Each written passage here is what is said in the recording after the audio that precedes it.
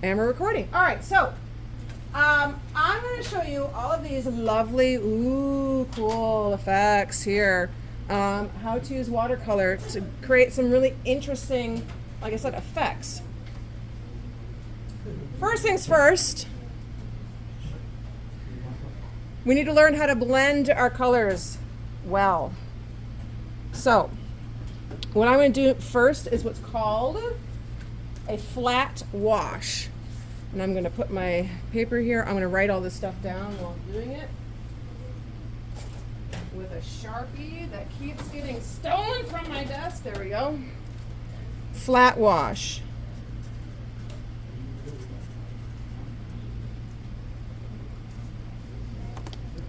Now, with a flat wash, what I want to create is basically a flat, clean, unstreaky, surface for my watercolor. So I'm actually going to take a brush and I'm going to pre-wet the paper, staying within the line so that the watercolor has nowhere to go. I'm creating like a border for it to live in.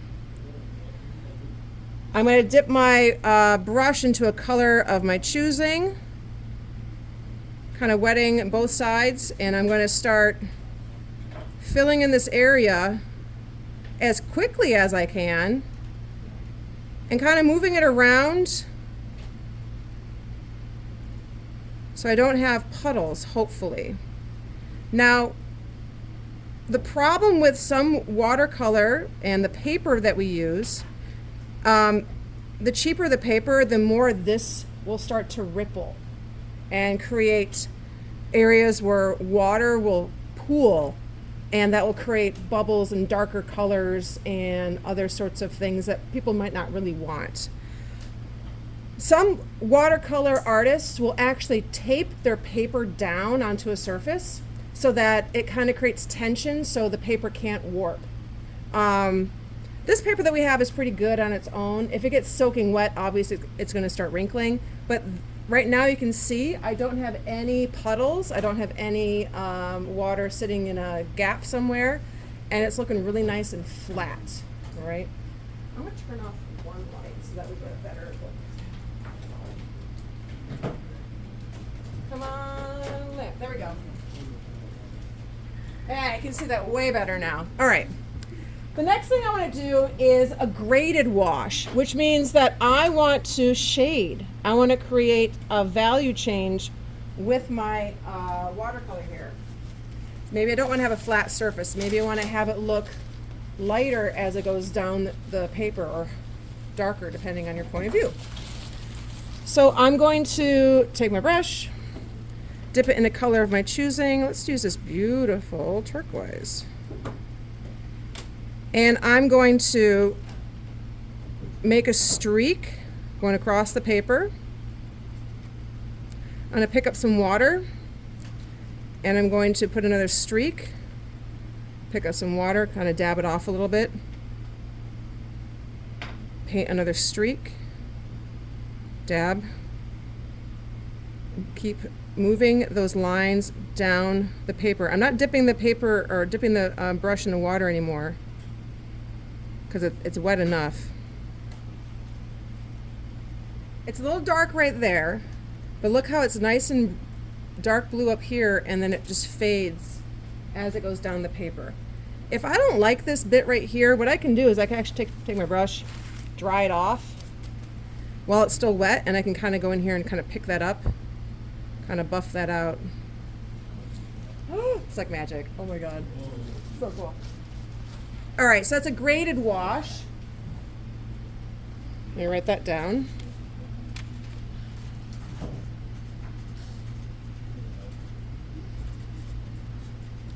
Now what I'm going to do is called a variegated wash. You're going to be doing all of these same ones I'm doing right now, just not right now. Variegated wash. So variegated is like ombre. It's going from one color to another. So I'm going to do something very similar to what I just did with this blue, but I'm now going to do this with two different colors in a shorter amount of space and have them meet in the middle. So I'm going to grab my brush, get it wet. Let's do red to yellow. So loading up my brush with some watercolor. I'm not getting the paper wet yet, not like I did for the first one. I'm going to do the stripes like I did before. Grab a little more water. Paint that coming down and going in stripes across the paper. I'm going to grab another color. It's very pale, but it's there. I'm going to grab this orange. Oh, I said yellow, didn't I? Well, it's going to be, let's do orange. Or I'm going to try to get rid of orange. I'm going to do yellow so it's a little, you can see the changes better. I'm going to grab some yellow. Paint that stripe. I can get some more yellow up there so I can see it better. Get a bit more water and start pulling it towards the middle just like what I did. And right in the middle, kind of blending that line a little bit. It's a little heavy on the yellow in the middle there. It's hard to see up here. I'm doing that eraser effect where I just dried my brush. Pick up some of that yellow. That's much better. Yay! Variegated wash. All right, I have a list of what I need to do, and I just lost it. Where did it go? There it is. All right, next. Wet on dry. So what I've been doing already is I have been painting a wet brush on a dry surface. So it's a similar what I just did. Wet my brush, grab a color, paint it on a dry surface. Oops, I want more color than that. Wet on dry is going to give you sharper edges. It's not going to bleed or spread out as much. So wet on dry.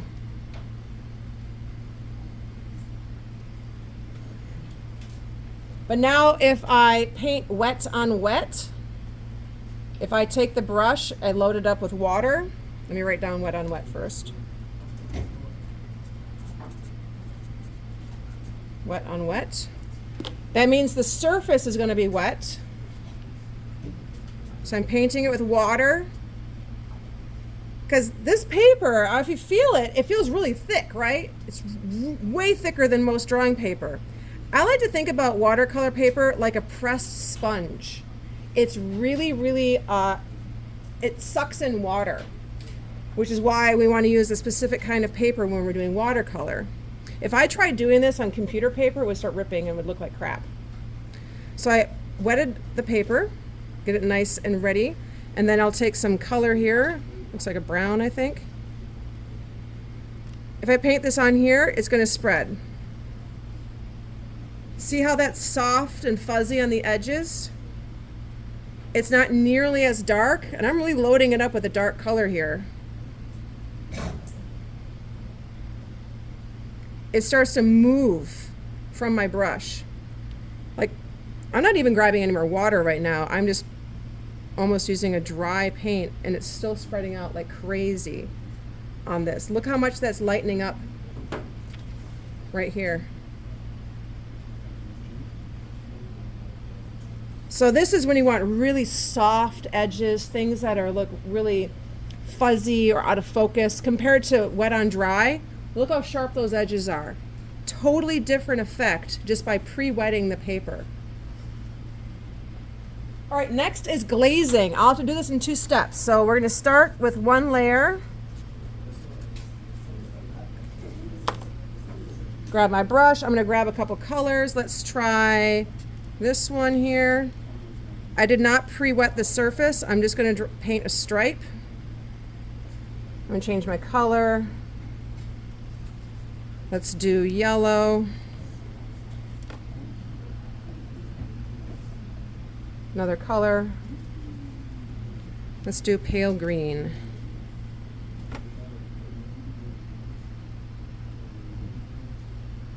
I'm going to let that dry and I'm going to come back to it. All right, next on my list is drop on wet.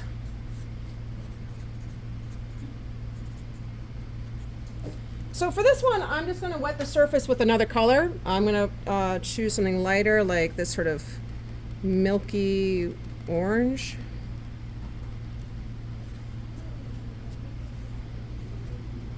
Need more water.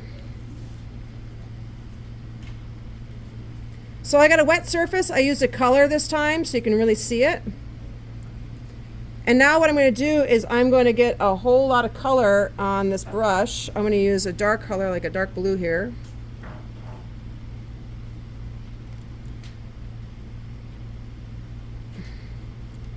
Get a little more water on there so it'll drip.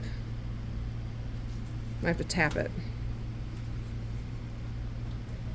So these are drops that are now spreading,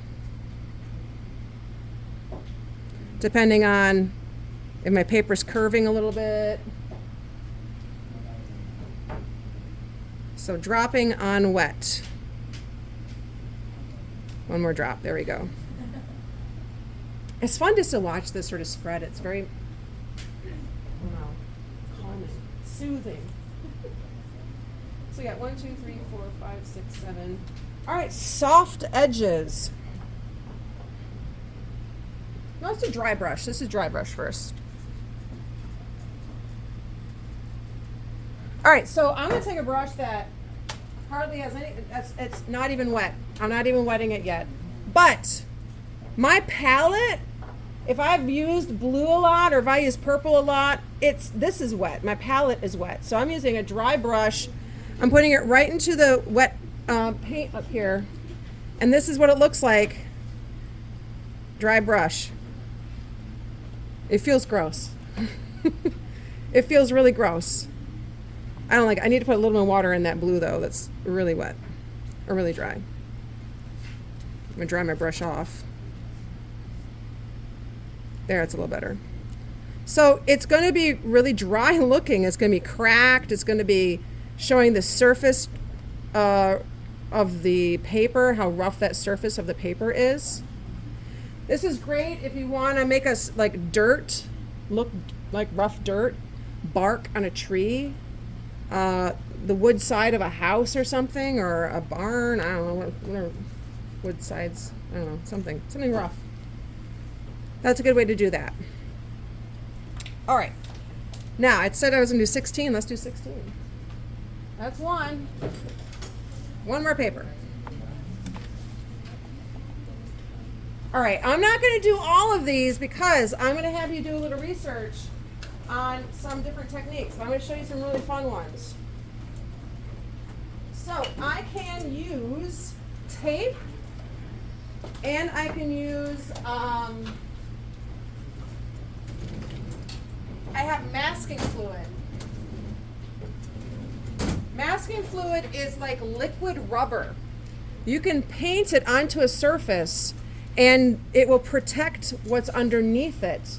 So if you're doing a watercolor painting and you're wanting really, really small details to not be painted over, to leave them white or something, you can use this liquid, it's called masking, liquid masking, and you can actually paint that first, let it dry, and then paint over it, and then when it's all dry, you just kind of rub it off and it just peels right off. You can also do it a cheaper way by just using tape. So I can actually use pieces of tape here. And I want to use the blue tape because it's nicer to the paper. It'll actually peel off. I'm just going to put 3 little stripes here. I'm going to call it masking.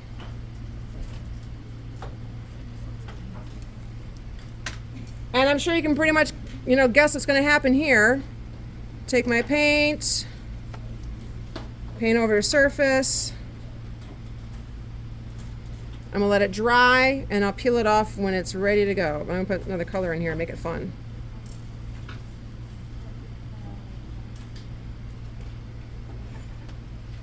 Speaking of letting things dry, I think my glazing's dry. Let's do step 2 of glazing. So I've got my 3 little stripes here from glazing. I'm gonna add 3 more stripes or 2 more stripes. This is 2. Let's do a red. And what this is going to do is it's going to blend the colors underneath. So I'm getting new colors popping up because I've got two translucent colors fighting at the same time for dominance. Let's use this turquoise green. Oops, I need more water on that one.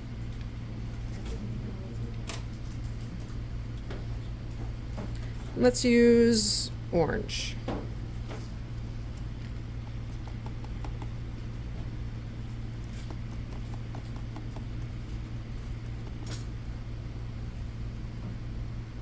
It's kind of yellowy orange, but that's glazing. I got a little messy right there. That's okay.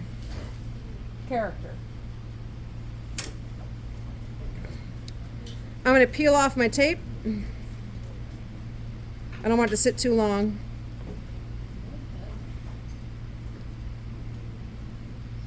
I didn't press down that one edge really clean, so actually both of these came off kind of weird. There we go. Oops. There we go, glazing. I did peel off some of the paper because I was too impatient and it was wet. I should have waited till tomorrow, but I can't. Okay. All right. Let's do crayon resist. So I'm going to write something in white crayon.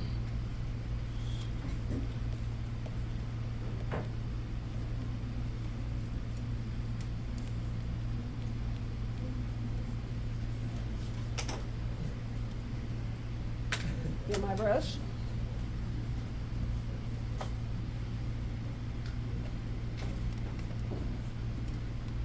And it's like a secret message is going to come through. What? There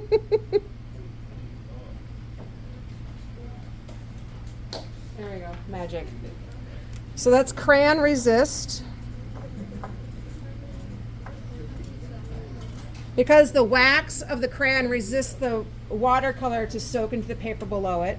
You can play around with color too. It doesn't always have to be white. You could use a yellow crayon or blue crayon, whatever color you want. I need a little more paper towel, so let me grab that.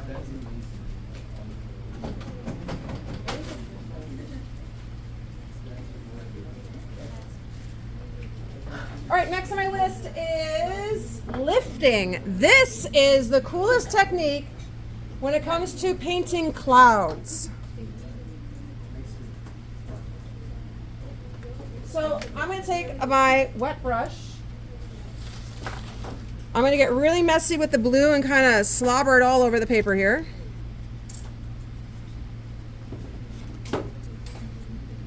Let's get some other blues in here. Let's mix it up with the other kind of blues, right? All right, so I got a whole bunch of blue kind of slapped around here. I'm going to take a paper towel and I'm going to press and lift. Ooh, that's really crunchy though. I'll probably use a softer. I don't want to have those hard edges. That's not very cloud-like, is it? I'm going to add some more blue to kind of fix my little mistake here. I'm going to take my softer side of my paper towel here.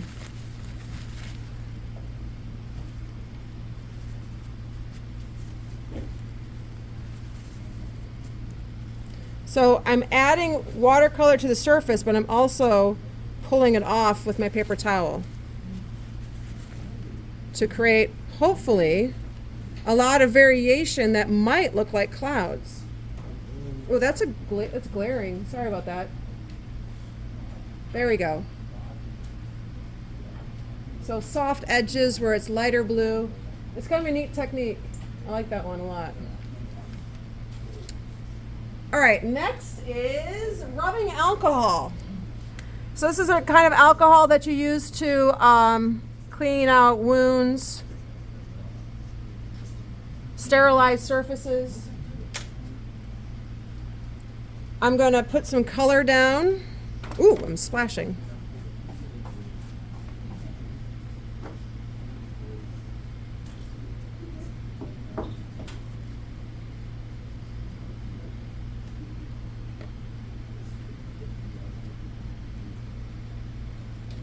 All right, this is kind of crucial. While it's wet, I'm going to take a little bottle of rubbing alcohol that I grabbed. There's a little bottle of it. And I'm going to drip it onto the surface.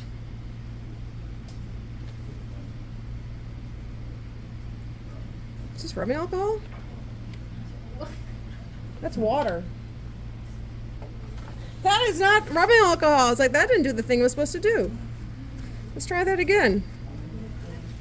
I gotta sniff the bottle and make sure it's actually rubbing alcohol.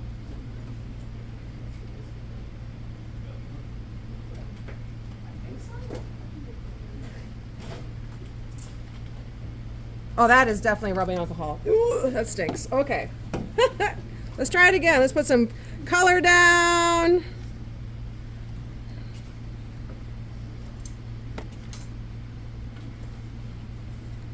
Okay, now let's drip some rubbing alcohol on here and see what happens. Way cooler.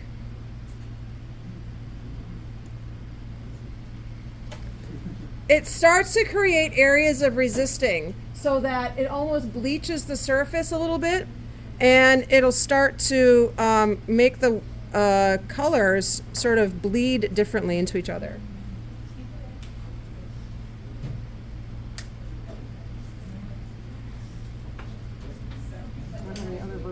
But this will look kind of corroded. It'll look kind of melty, kind of like crunchy, post-apocalyptic nastiness.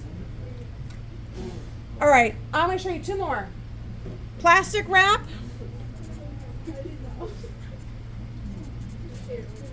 and salt. So the first one, plastic wrap. This is a really cool looking texture.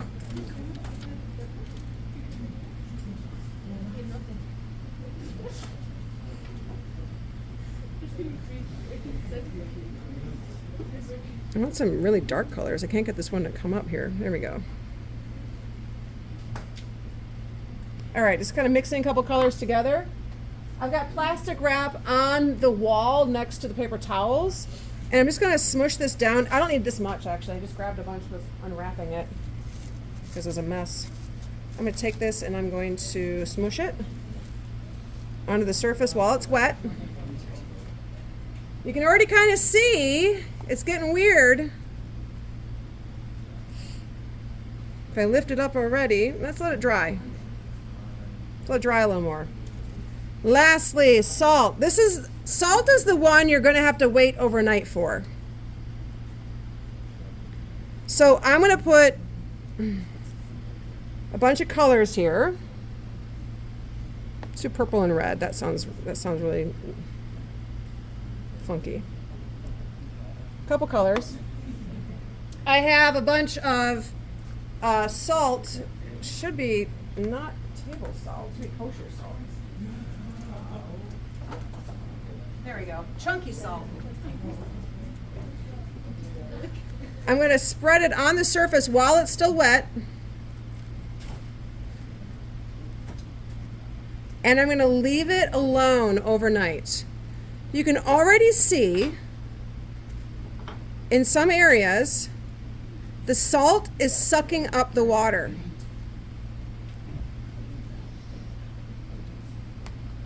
Right down here especially, you can see the salt has got almost black. When you come in the following day, of course I don't have a really good version of it. Oh wait, I do on that board up there. I'm gonna bring that board over here. When you come in the next day, you rub off the salt. You don't leave it on there. And when you're done, when you take the salt off, it looks like, oh, let's get it in focus, Miss Hayes. There we go. It looks like this. So you get this sort of speckled, it looks like bread. It looks like sesame seeds on bread. But it's smooth now. There's no salt on there anymore. But everywhere there was salt, a little ring exists where the salt existed, where it sucked up the water. This is what happens there we go. This is plastic wrap, this blue one. This is plastic wrap, and when it dries, you peel off the plastic wrap and you get this really kind of interesting surface. Can I bring it over? Here we go. It's kind of like the moon. All right. Oh, I forgot one more. You're gonna like this one. Stippling.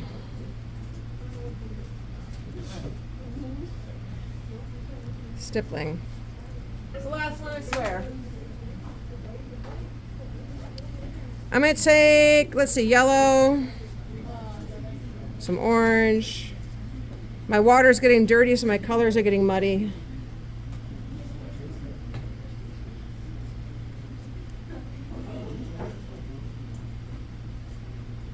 All right, I'm now gonna take a toothbrush. I've got a bunch of these really cheap toothbrushes for some reason.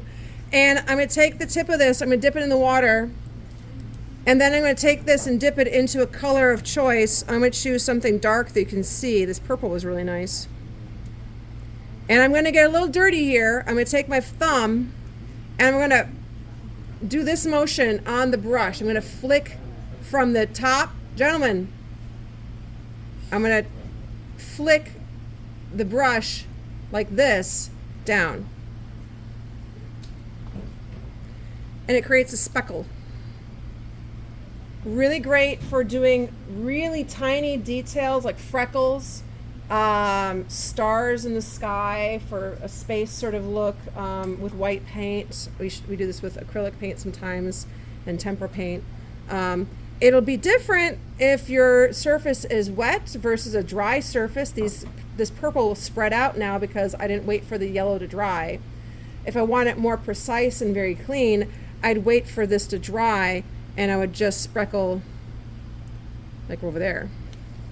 And that won't spread out at all. That's gonna stay really small. But now my fingers are kind of dirty, but that's okay. All right, so those are my examples. I'm gonna peel off this plastic, see what's going on underneath. It's kind of a cool texture, I like the colors. You are gonna do the same, only you are going to make the exact same first page. You're gonna have flat wash, graded wash, all of these 8. The second page is gonna be your choice, all right? I'm going to share with you the video I made today. I'm also gonna share with you a video, 2 videos that I have online that I found from other people doing this with other techniques that I don't teach. So the next couple days, we're gonna make our own little experimental cheat sheets like this. They might turn out kind of messy. They might turn out real pretty. I don't know, we'll see. We're experimenting, so it might be a hot mess or it might be a beautiful experiment, all right? But before we walk out today, let me turn off this video.